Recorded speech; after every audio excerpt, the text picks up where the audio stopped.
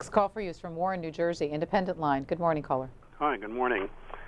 The question was asked, what are we getting for our construction dollar? The answer is fairly clear. We're getting poorer, and we're going to continue to get poorer. The other question I have to raise is one course I took in college was a foreign relations course, and there are primary interests and secondary interests. And I have to tell you, Vietnam certainly was not in our primary interest. And certainly Iraq, now that we have found that there's no WMDs, is certainly not in our primary interest.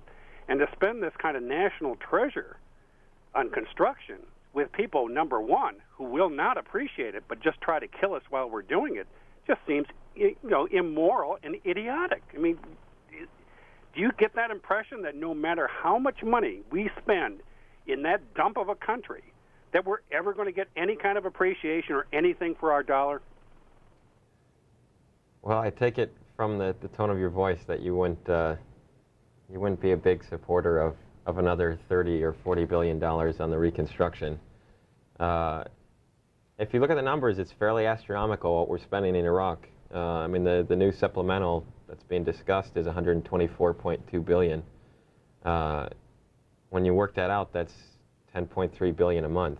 In an hour, that's 14.4 million. Frankly, I think that the American public is probably correct in wanting more out of all the money that we're spending there. In terms of power and in terms of water, I won't make any assessment on where we're going militarily. And pieces that you've written and about you, there's a description, especially during the time of your accident, that you've been suffering from PTSD. Yeah, I don't know that I would.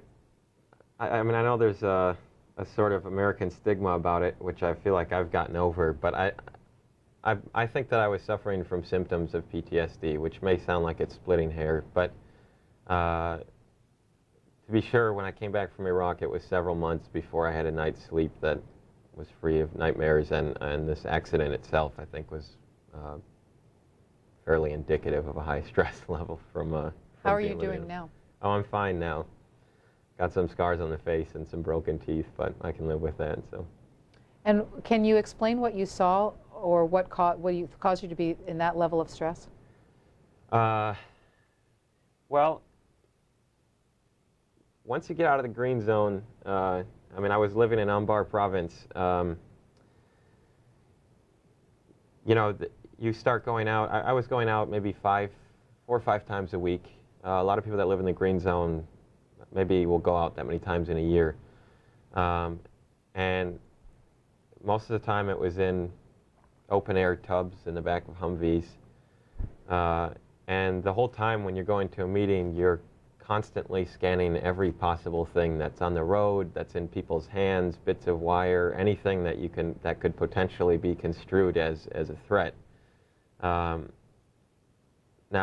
you're not freaking out the whole time that's happening, but I think that it does sort of take its price after day in, day out. And I was there for several months, but the Marines that have been going there on several rotations now, I can't even convey enough respect for those guys and what they're putting up with. Next call is from Upper Marlboro, Maryland, for Kirk Johnson. Good morning, caller. Hi, good morning. And first of all, let me just thank Mr. Johnson for his service and his bravery and his knowledge of the world over there. I mean, I really admire this guy. You know, you're not in the military, but you were part of the federal government and its efforts over there. Thank you. I was a Republican years ago for about 15 minutes until I came to my senses, and I've been a Democrat ever since.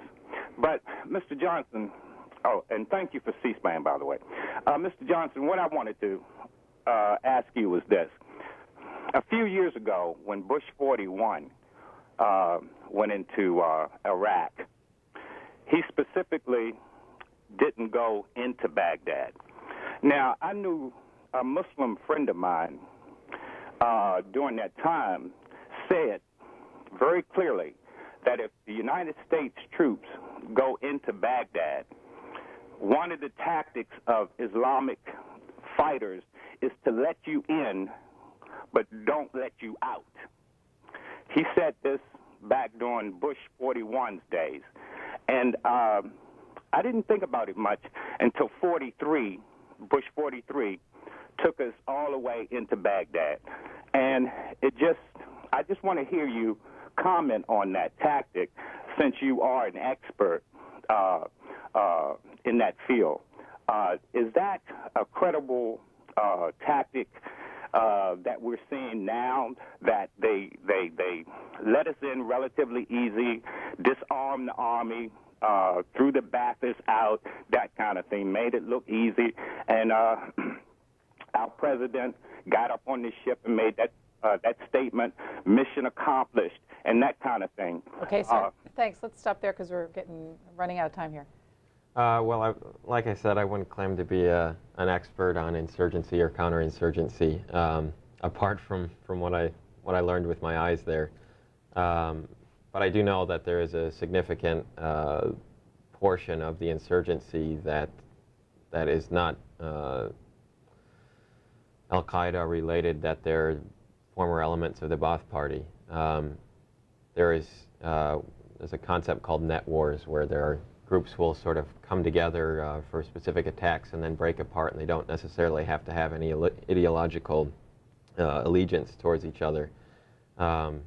This is this is as complicated as it seems, and I mean, there are certainly a lot of historical there's a lot of historical evidence in counterinsurgency that would demonstrate that they don't fight us one-on-one.